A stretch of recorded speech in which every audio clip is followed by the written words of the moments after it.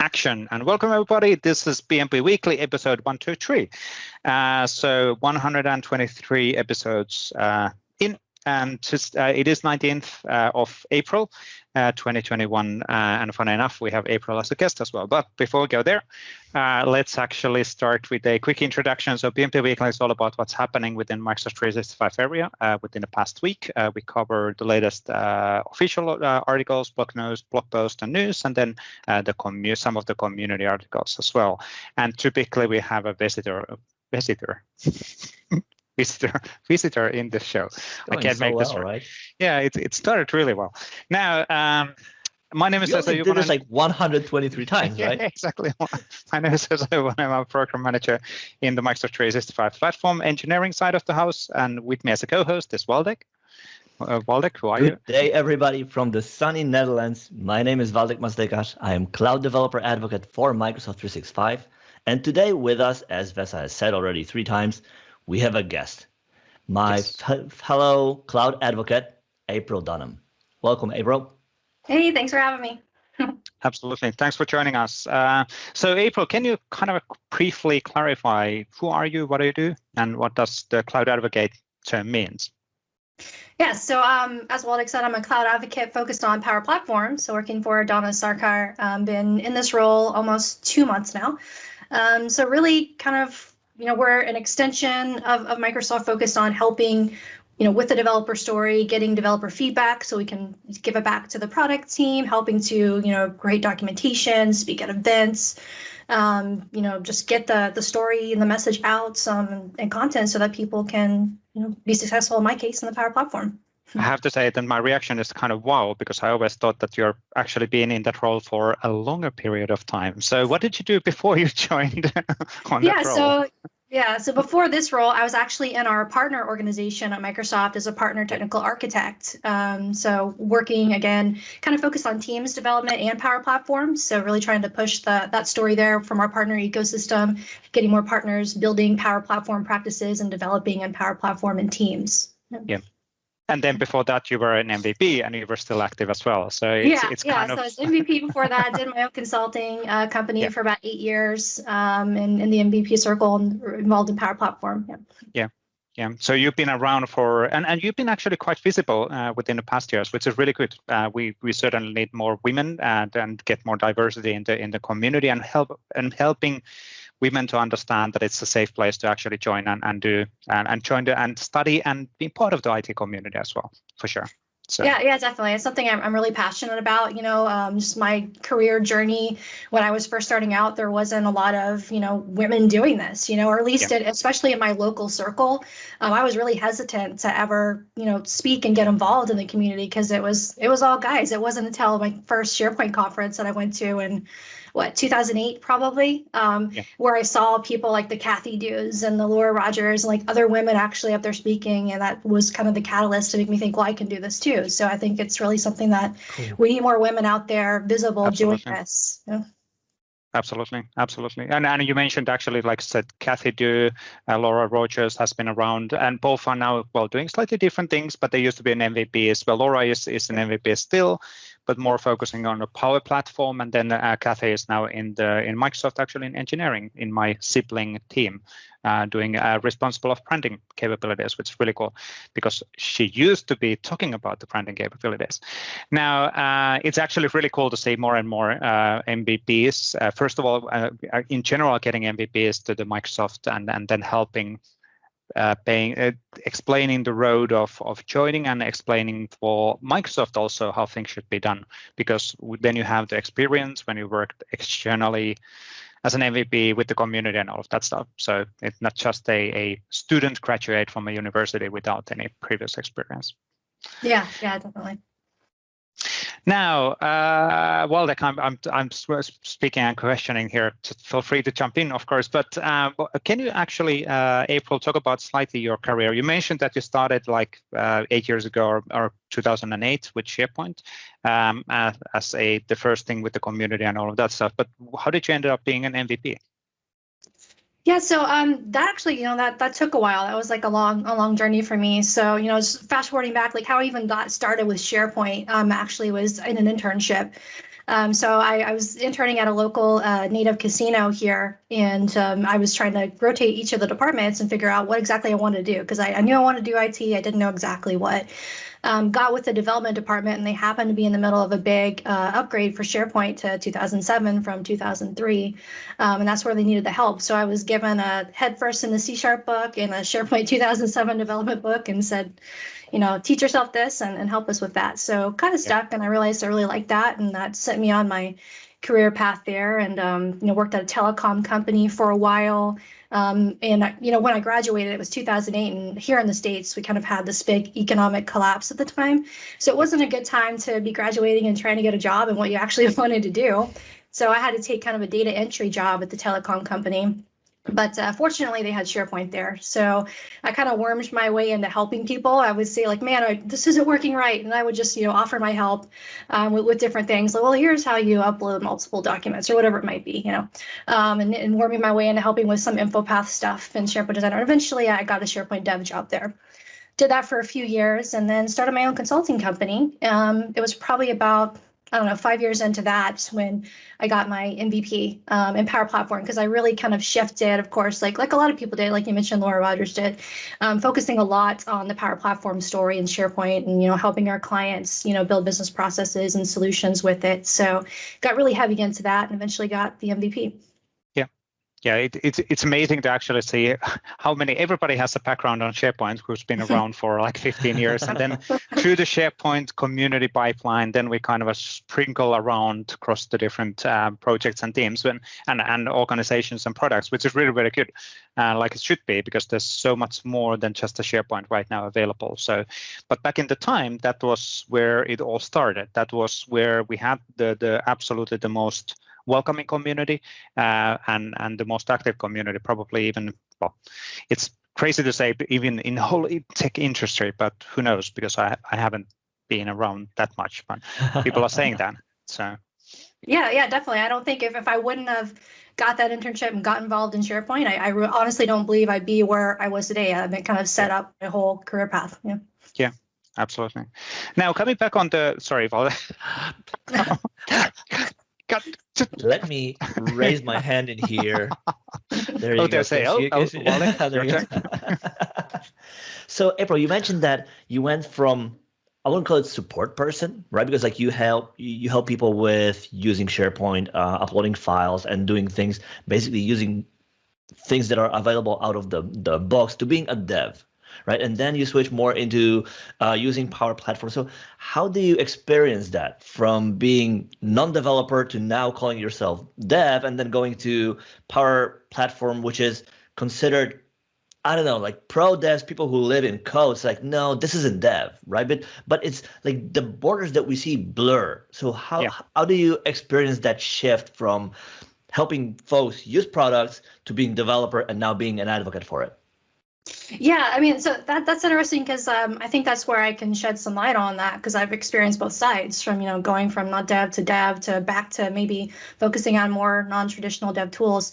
I think that the lines, like you said, are really blurred here, and that's one of the things why I was really excited to get this role, because I want to share and show that the Power Platform can be for everyone, right? It really is. It can be a low to no code solution where you don't have to know a traditional programming language, but if you know C# or Angular, you can extend it even more. You can take it even farther. There's a story for everyone, no matter where you're coming from, to build solutions in the Power Platform. And that's something that I'm really passionate about, letting everyone know, because I don't think a lot of people realize that. Yeah, and I think that's a great tooling for enabling people to start with a not that much previous knowledge, but then there's a lot of opportunities to grow within that tool and the product as well. So kind of then growing to be a low-code developer and then potentially a pro developer, because I think the Power Platform is claiming the pro developer side as well, or getting there because of the code behinds and the definitions of everything in YAML. And Well, and for me, the thing that's cool, sorry to interrupt, Waldek. No, it's okay. Is, you can kind of focus if you're building a Power Platform solution on what you like. Like if you hate building front ends, but you love APIs, well, you can have a citizen developer, whatever you want to call it, build the front end of your app in Power Apps, and you can focus on the API layer and creating the connector. So yeah, and I guess also maybe at some point we will get to the point where we'll say, you know what, let's drop the labels and let's just call ourselves folks who build things. Yeah.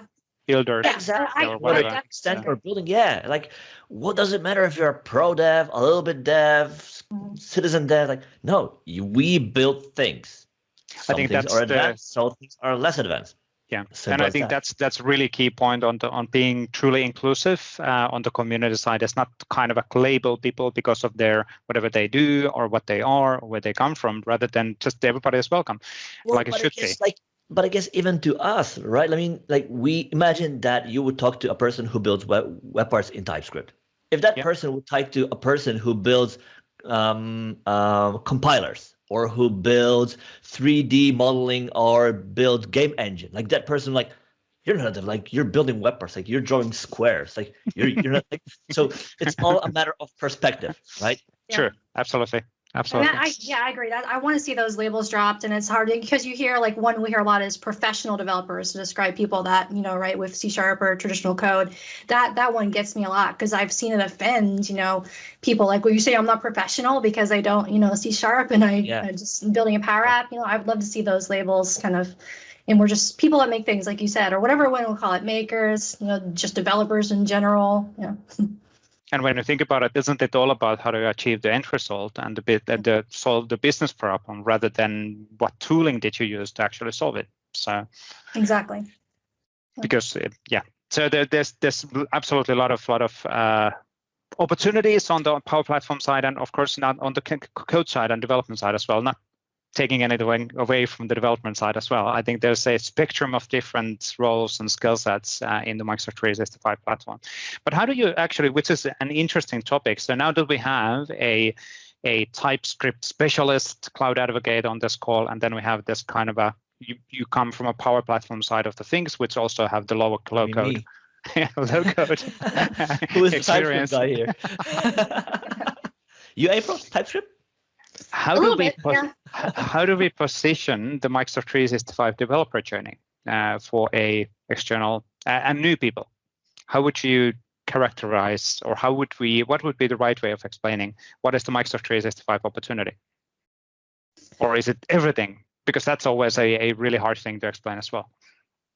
That's really hard because there are so many, take the TypeScript analogy. From a Power Platform perspective, if you know TypeScript, you can build Power Apps component framework controls to extend the, widgets or components that we can use within a Power App. So there's something you can do right there. I mean, we could be talking about, SharePoint web parts. I mean, there's so many different areas that you could go in if you know that. If you know C# and Azure Functions, we can, extend Power Platform in that way, and workflows and processes to do short little serverless type functions like that. So there's really so many different ways. Or if you are an Excel guru, right? I mean, we can do list formatting to transform your list. We can build a Power App easily.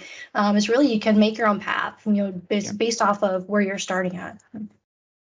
Yeah, I think one of the problems for sure is that every single product is releasing so many new things all the time that then as an external developer or an end user or let's say a product owner might be overwhelmed with all of the incoming things.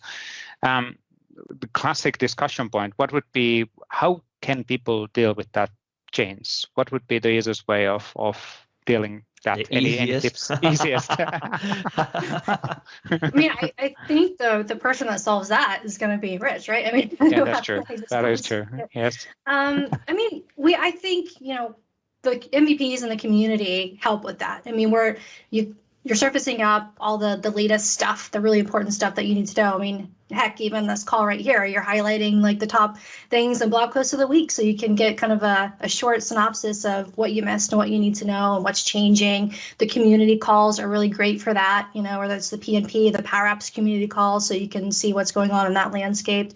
I mean, that's, things that I used when I was an MVP, and I still currently use to kind of keep in the loop there is, I think if you're plugged into the community, you'll know what's happening and what's changing and what's going on. Yeah. That's a good way of defining also value of the community, and then having those additional discussion points and connections. And then one thing absolutely which works in the community as well is the mentoring and helping. So everybody is pretty much open always for helping. Obviously, depending on the availability of time. So the personal messages, every now and then, at least personally, I get overwhelmed of people sending individual one-to-one questions. But then at the same time, if it's not just a random technical question, if it's somebody asking help on their career or how they get more connected, I think that's something where everybody is super passionate, immediately helping on things. Coming back, actually, April, coming back on your discussion related on being a woman on technology and IT design, what would be your kind of we're putting you on a spot without any pre-warning, what would be your tips on moving and coming to the IT business as a woman? Are there any learnings from your career? Yeah, I mean, I think it's probably changed, since when I was kind of starting out, being the only woman in my IT classes and then in my, jobs for a while there. I would say you don't let the possible uncomfortableness of, maybe being the only woman in there stop you from getting into IT. I mean, we all have something that we can share from that, and don't be, kind of find what you're comfortable with. Like for me, I wasn't comfortable speaking right off the bat. So I started off blogging. There's so many different ways that you can get plugged into the community and get started with IT. So find what you're comfortable with, whether it's writing, doing pre-recorded videos, speaking, doing one-on-one conversations. And then, again, I say in community a lot, but I think that's key. And that was key for me is when I went to the Sharepoint conference and I met some of these people, some of them did mentor me. And I think finding a good mentor in IT, especially as a woman, is really key to succeeding and, helping you when things are going to come up, and things that are unique to women, like, bullying, harassment, different things that we have to deal with, unfortunately. And having a woman advocate or a mentor on your side is really going to help you deal with those things that come up. Yeah. And I think that there's a great point, because the one thing that I see, especially in community, is that it spans beyond your company. Like you might be working in a company of 20 folks, maybe where the IT department consists of 3 people, right? So they might be not that many folks who could be a mentor to you in your field. But in community that spans beyond your company, you might be more likely to find somebody who will guide you and who has maybe some more experience to share. And heck, maybe that person will say, you know what, maybe the price, like, you know what you know, but did you know that there's a bigger world outside, and maybe it is a time for you to change or think about other things to do, and these are things that you wouldn't hear internally only if you would stay within your company, right? Because like how? Yeah, you really hit the nail on the head there. I mean, and I think that's typical with what happens with all of us. I mean, you're in your own little narrow world. I mean, same thing happened with me. You don't know what you don't know, what's possible, what's out there, until you expand that out a bit. And so many things can open up for you when you do. And one thing, what I kind of obviously following up on super closely what happens with the community for the past decade or 15 years or whatever, is that it's really great to see that people anybody across the world can actually get involved, get an MVP status by being consistently providing value and understanding that. Well, I'm repeating myself. Understanding that consistency is really the key of additional things here and there. Blocking, it could be podcasting, it could be videos, whatever. But keep on doing that for a certain moment, and then you get the MVP status. Then you get more connected. Then you get an NDA status, which means that we from a Microsoft side can more openly talk about what's coming. And then you get more visibility and get prepared on that stuff. And there's a lot of kind of opportunities then to do networking and connectivity and connections across the world. And it's great actually to see the fact that it's not really country specific anymore as such. Anybody across the world can do this just by starting contributing in GitHub or whatever is the preference. So, yep. And I think we need to be even more vocal on that one in the future, because I think that's a huge thing, especially now that everybody at least is still working remotely. I think it starts looking pretty okay from US side. I think I just saw it 50% in US adults have been now vaccinated, but Europe is way behind of that one. So. Yeah, I'm hoping, it's pretty good here. Most everyone I know is, getting the vaccine. So I'm hoping at some point go back to normal here. Yeah. But it is also an interesting point you mentioned, Vesa, about like helping people or encouraging folks or making them aware even that they can do open source. Yes, but on the other hand, open source is not for everybody, and there are employers who prohibit it, right? So It's not, while it could be or it is a way to do it, right? And luckily there are more ways. Like, for one, start being present on community calls. Like that is just like the low-hanging fruit, right? Just say hi. It's like, hey, I'm here. I'm building stuff too. Yep. I cannot do X, but I can do Y, right? So like there are many ways that range very much from presenting on community call to writing a sample to writing a book to showing up at an event or user group, right? Yeah. So there is something for everybody. And I think it's just the key is like find your niche. And maybe we need to do a better job trying to like map journey from somebody who would just start and who would basically say, hi, like I'm building stuff on 365. Where can I start? To somebody who is repeatedly helping others too.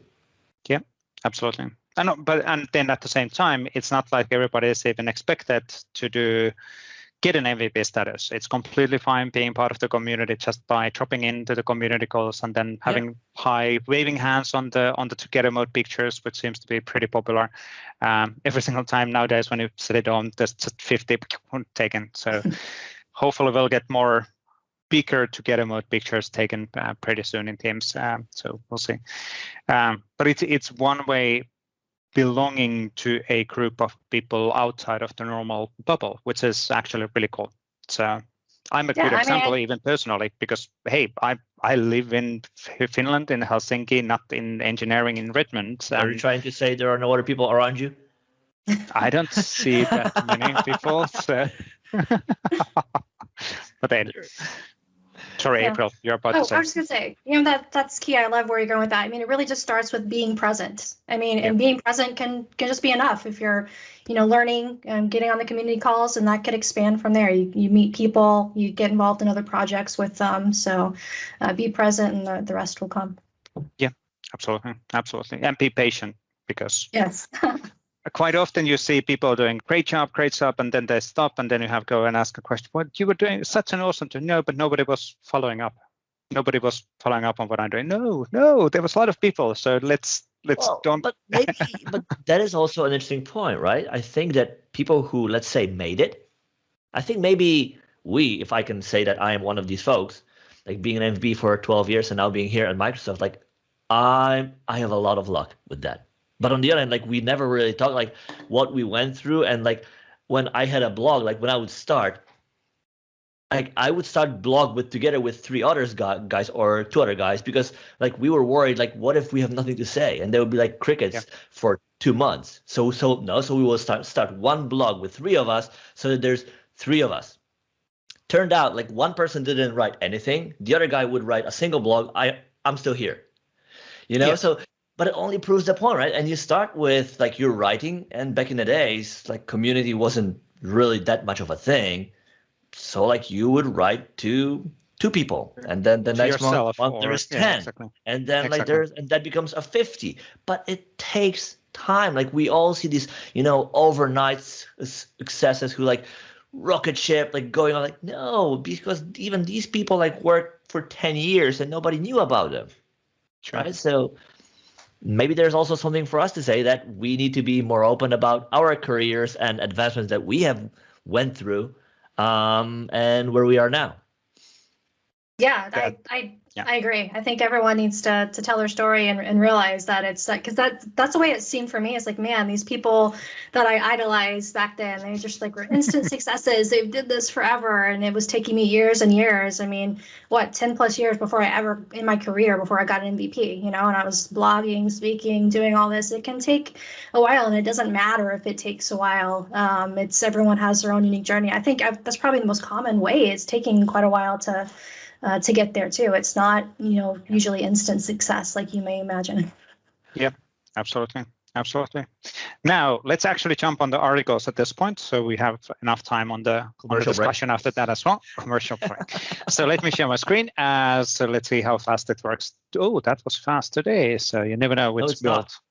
No, it's now amazingly. It was super responsive. Wow. Anyway. Some Microsoft article news from the Microsoft Teams blog: streamline requests with the new approval features. Clearly, my accident with the rollerblading is impacting my way of speaking as well. So we can talk about that one after the articles. But anyway, so streamline requests with new approval. I need to speed up. Features in Microsoft Teams. A new functionality. New functionalities on the approvals and automation and good stuff. A lot of videos and good clarification on how things are working from that side. So really, and good to see the excitement actually on the comments as well. So good news on that. New frontline worker enhancements in Teams to communicate, digitalize processes and stay secure. So basically, that's actually pretty cool. So we're adding additional device support, even with a kind of more integrated experiences in Teams with the cameras and everything else, and that's actually makes a lot of sense. And then having a mobile phone as the primary way of communicating as well. The only thing I want to ask you, like next time you skate, please do not do that, because you're not paying enough attention already, and with this device on your head, like you will miss like every tree, every corner. Yes, indeed. Good. This one is from Stephen Rose, related on your questions from Microsoft Ignite as to expert sessions about Microsoft Teams answers. So this is basically just a summary on the Spring Ignite. So there was a lot of Q&A questions which were not necessarily answered during the thing. And so we basically covered all of the questions which were pending. It's really cool. That's a lot of questions. And this is really good that we're following up on things openly and answering all of the questions which we didn't cover. So really good. Now, from SharePoint side of the house, this is actually blog post done by me, announcing public preview on SharePoint Framework 1.12.1. So we had some regressions in SharePoint Framework 1.12, so we pulled it, basically canceled the release, and then 1.12.1 is now for a public preview. So it's not yet GA, so not yet for the production usage, but this is basically intended to have a more improved quality assurance process. We did a significant level of testing before this already internally, but now getting it also externally available. And then at this moment, I think it's rather within days, we'll get the 1.12 out now that we are addressing all of the issues which are known. So, which is good. And then we're using the similar process for 1.13 and 14 and 15 and all of that. So good. Migrate messages from other chat platforms to Microsoft Teams with Microsoft Graph APIs. Really good improvements in the Graph APIs to be able to do that. And the super important thing inputting this one, so you can do back in time timestamps. So old discussions get migrated to the Teams as an old thing. So maybe one point, even though we're Microsoft employees in this call, it would be nice if Teams would be slightly better on going back in time to read those old messages as well, because at least personally, I have a massive challenge where my team is in Redmond, and every single morning when I start working, I've got to go and read the discussion, and the discussion gets really long, and it's as I said, like we all need a TLDR bot, like summarize for me all unread messages in this thread or in this chat. Yeah, that would be perfect. I think actually Cortana has something like that, because in the daily emails it says you promise to do the following things. I don't know if that's only internal or is it external. I think that is, yeah. I don't know. Well, but I mean, imagine that you ask the bot to do it, and it comes back with, you haven't missed anything, and you're like, that was easy. True. But can you trust it? Anyway. Enhanced app engagement with Microsoft Teams activity feed API. So good to see improvements over there as well. So new API improvements always needed more and more to the graph. Microsoft Graph mailback, copy and move files and folders in SharePoint Online. So that's a really good common scenario when you move files between the folders, and basically just walking through the different API endpoints, how to make that happen. So really cool as well. Build quality Microsoft Teams app with these best practices, part 2. So there was a part 1 a few weeks back, or was it a week ago? And then this is apparently this 3-part series, but really good kind of a summary on what's possible and basically what are these functionalities intended to be used. So really, really cool stuff. And something like if you want to build something like this one, obviously use Teams UI toolkit, because that gives you the design which you can use with the what is it, toolbar, and then the wizard things and all of that stuff. So really cool stuff as well. Now, what else? This one, April, came from your side, announcing data source environment variables. Do you want to quickly do an intro on what this is all about? Yeah, so environment variables, for those who aren't Power Apps people, are kind of like a config file for your Power Apps. So the new features is we didn't have these environment variables, if I could talk, before for Canvas apps and the flows within the Canvas apps, but now we do. So now we can dynamically choose the data source when we're moving our Canvas apps and the flows behind them between different environments and different tenants, which is pretty huge from an ALM standpoint. Yep. So basically, let me zoom in. That's a pretty big picture. You have a separate dev environment, QA environment, and then production environment, and this enables you then the options of transitioning now that the information is being exposed. In previously, that wasn't exposed. And that was always the challenge, kind of, you needed to do the creation of application directly in the tenant where it's intended to be used. So now we're getting in a more professional ALM process. Whatever it's SD, what is it? Software development lifecycle process. SDLC. Yes, exactly. Boom. There we go. Use Power Automate to automatically create SharePoint news links from a RSS feed. That's a pretty cool blog post from Will Holland. Treewill is his company. So basically walking through that process and added as a blog post. So really, really cool stuff for automating things, and a lot of tricks on the Power Automate side. So April, I'm going to put you on a spot on the Power Automate side. Some of this stuff gets so complicated. So how do you actually learn to do some of the things, or is it just by testing and trying? It's testing. So, Power Automate has its own expression language, kind of based off of Logic Apps. Now, I will say, though, this eventually is going to get easier, because I don't know if you all saw the announcement about Power FX, but we're trying to create a unified programming language, quote unquote, for the Power Platform, which will span across Power Apps, Power Automate, and everything.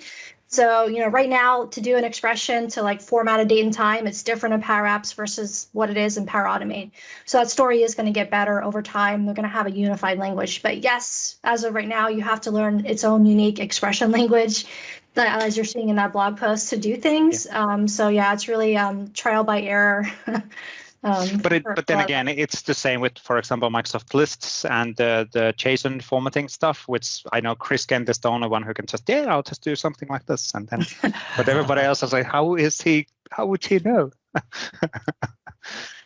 He spends hours and hours figuring it out. Well, that's true. That is actually that's the right result or answer.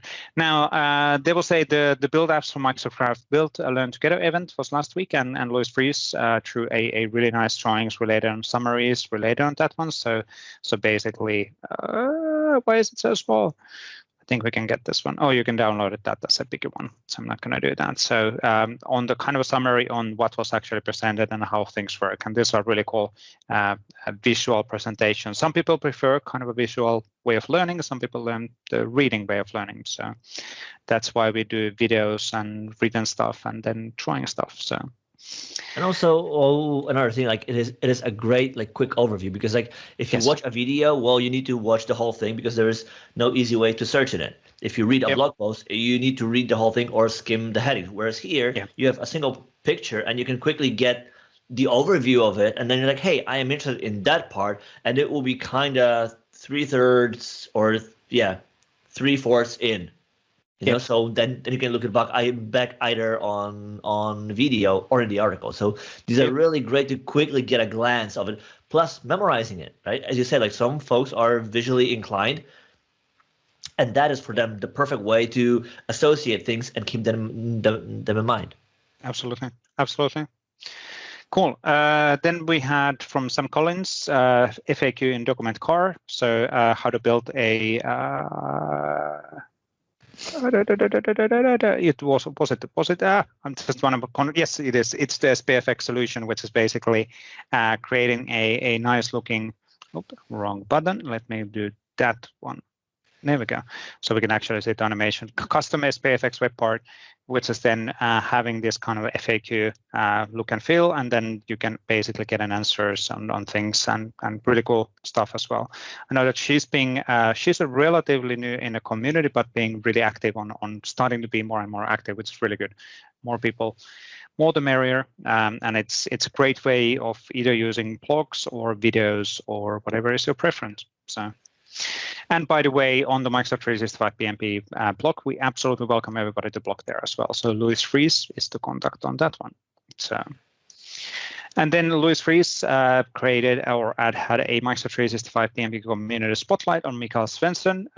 Another example of an MVP moving into Microsoft and now being a principal program manager in the Microsoft Search area. So, but what's cool about Mikael as well, he's still spending time on source code, writing code in GitHub and helping people and being active in the community, which is like it should be. So we didn't lose him. There was a fear that we'll lose him. No. Then this one, AI Builder, April 2021, I played. So April, this is update from you, not just that joke. But so basically improved data table extraction from form processing. So this is related kind of like the SharePoint syntax is using these kind of things behind the scene as well. So it's the same automation from Azure, which is doing that. But in this case, we're using it in the Power Platform. So in a Power Automate. But that's actually really cool. So you're able to teach the detection of data. Funny enough, before I worked in Microsoft, it's been a while, I did a invoice automation. So basically it was all about scanning a invoice and then putting that in electronic format and then approving that and making automation on that. So in other words, you're trying to say that we haven't learned anything in the 10 or 12 years? Or 15 years, but hey. 15 years, there you go. But it takes a while for the cloud to adapt. No, it's just anyway. We'll cut that away from there. Sure. Now, Power Apps print function from Laura Rogers. We talked about Laura being a good example of a community member who started really early and then being evolving into new areas. And she's been around for a long time and helping on everybody else to learn on Power Platform or InfoPath or SharePoint Designer, or it doesn't just matter. There's so many things what she has done in the past for sure. So, but talking about the print functionality in the Power Automate, and then Mark D. Anderson, crawled properties not created from the site columns in modern team sites. So basically just a story on that one. So making sure that people understand how this works and how it can be resolved. So how to make those things happen. And then crawled properties are important for the search engine to detect the relevant data in them. So you're able to do filtering and what are those? What is the refiner? Thank you. Waldek, you're reading my mind. Excellent. Not the first time. No, it's pretty scary. Thinking. Yes, stop exactly. Thinking. I cannot. Then Peter Venstra had a new blog post related on 8 top reasons to use Dataverse or SharePoint List in Power Platform. This is kind of a classic debate. April, any thoughts, quick thoughts on Dataverse versus SharePoint? Not saying that you need to decide which one is the best bucket, because I think it depends, right? It depends. It depends on the scale and your requirements, right? I mean, are you going to need to move it between multiple environments like that dev test and probably talked about from an ALM standpoint? If so, it's going to be much easier if you're using Dataverse because it's all baked in to the solutioning mechanism. You don't have to worry about scripting out your SharePoint list deployment to different environments, things like that. So there's lots of variables, and I really love what Peter did here. I read his blog post, and he kind of explains those different decision points there that you would have. But there's use cases for each. I'm not one of those SharePoint as a data source haters. Yep. Out there. There's definitely a place for that. Yes, let's try to be inclusive. Yes. There is a place. Let's not be declining of the other options. There's always an option. There's always a reason. And why does certain products exist? Well, there's probably a reason for that as well. And he comes to the same conclusion related on what we were chatting, that it's all depends, which is a great story for consultants, by the way, because then there's a consulting gig. I'm an ex-consultant as well, so recovering consultant. Securing your Azure functions with an existing Azure AD app. So basically, how do I make sure that when I call an Azure function, there's a application-based authentication security? Is that a right way of saying that? So basically, in a way, basically your API isn't anonymous. Yes, exactly. So securely call the API within the business boundaries. That's the right way of doing that from Elia. And then another one from Elia, which is using OAuth on behalf of Flow in a Node.js Azure function, and similar kind of a story. And how do I then authenticate on calling that Azure function in a secure way? So that's what this one is all about. Elia is in a new role in a new company, so he switched roles pretty recently and building stuff related on these functionalities. So it's good to see that he's sharing still his learnings. A few more. This is from this unknown lady. No, just kidding. So, what is this all about? So just a simple tip and trick for Power Apps, how you can create a drop down where you can filter dates in your, data in your Power Apps based off of like current week, last week, previous week, pay period, month, whatever it might be. Yeah. And you quite often actually have a kind of a complementary video showing exactly the same thing as well. Yeah, I like to do both. People learn different ways. So walk through in the blog or video. Yep, absolutely, cool. Absolutely. And I like the graphic. I love the graphics on the thumbnailing. So these are really good. So really, really good. Then from Sergeyev, how to use React Hook form together with Fluent UI React, aka Fluent Office UI Fabric React. Again, the terminology, is it the Fluent UI React or Office UI Fabric React, is complicated. It's basically the same thing. And yeah, we as a Microsoft mix that term a lot. But if you're using React Hooks, how do you do validation of forms in the SPFX? So this comes really kind of deep dives on the SPFX development practices and helps on implementing those scenarios. So how you would validate this kind of thing as an example.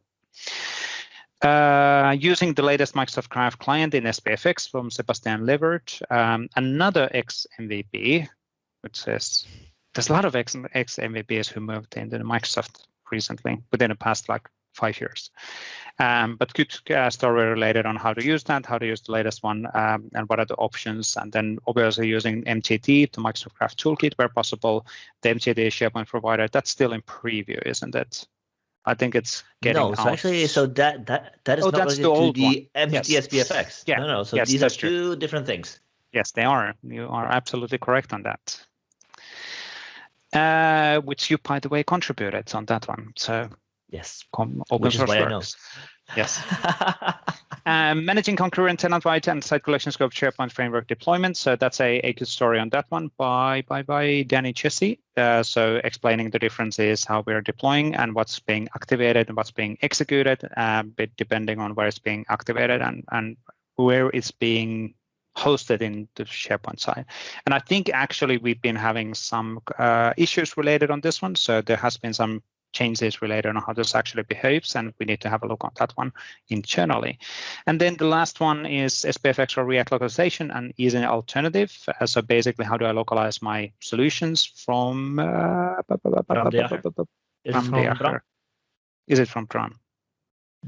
Delaware, I don't know. So it is a company blog. Yeah, it's a company. Ah, that's true. It is a company blog. Who is the author? Who is the author? If you scroll all the way down, is there no. No, there is no author. No, there's no author. The blog post just materialized. If you scroll a little bit down on the right-hand side, authors. Oh no, it's all of them. Okay. It's all of them. I think it was actually Robin who had tweeted this one. But anyway, it doesn't matter. How did you react localization and each alternative for SPFX? So good blog post on that one. And now, since we're running out of time, I'm going to stop presentation and let's do a quick round of a discussion. What's going to happen this week? Anything interesting? Waldek, we're going to put you on the spot first, as an example. Last week you had the crash event. You wanted to make really fast, right? So we have 2 minutes, 3 minutes. So. Yeah, exactly. And for 3 of us, right? So we shipped a new version of CLI where we support creating AAD apps from the manifest, which is a great addition for folks. So so if you need to create AAD apps across different environments, you can now grab the manifest from the portal and use that to create your app in different directory, which is really great. Yeah. We're working on new improvements for CLI. We've updated also the ability to upgrade projects to SPFX 1.12.1, RCO, and RC1. When you will ship the new SPFX version, we will update CLI as well. Yeah. Other than that, sorry. What? Last week, our team had an event about Graph. So there was also a great online event together with watch parties. To basically explain what Graph is, how it works, and how can you start. So the videos are already available for on-demand watching. And this week, we have a combination of planning for this quarter, along with new modules for Learn. So stay tuned. Excellent. April, what's on your side? My main thing, Wednesday, the Power Apps community call, myself, Hugo Bernier, Geetha, Matthew, and Hero and Anton will be talking about our new PnP repo for PowerFX samples and custom function samples. So we'll be talking about what that means, how you can contribute and all that. So definitely check that out. That's a good point. And we need to spend 10 seconds on that one. So we're expanding there's multiple sample galleries already which we are hosting in multiple locations, but we want to basically make it easier for people to find Power Platform samples as well. First in its own sample gallery, and then moving into this unified Microsoft 365 sample gallery sooner or later. Now, on my side, we're running out of time. I'm not going to go for rollerblading right now because I need to fix my small hits here and there first. Wasn't a bad hit. Yeah, I need to heal. No broken bones, no broken joints, just some tarmac things. But SPFX 1.12. Potentially out this week, we'll see. Maybe goes next week, and then hosting the team's monthly community call tomorrow and a few other things. So I think we're getting more and more aligned with the community calls as well, which is really, really great. But I think that's it for now. So thank you. There's one more thing I want to share. Last week, we launched the Microsoft 365 Developer Community Survey. Yes, good point. Good point. Yes, which we would really, really love you and appreciate if you could spend 5 minutes, 5-minute tops of your time to tell us what resources do you use for work, what works, what doesn't, where we can improve. Exactly. So we got some feedback already. We would love to have more. So 1, fill it in by yourself. 2, share with everybody whom you know who builds apps on 365. Cool. Excellent. Thanks for that one. But I think other than that, that's it. Thank you, April, for joining us. Really, time flies so fast when we're having these calls. So unfortunately, it would have been really nice to have you here even longer. We'll get you back on sooner or later. That's good. But I think that's it. Thanks everybody for watching and or listening if you're choosing the podcast version, and we'll be back within a week. Cheers. Bye-bye.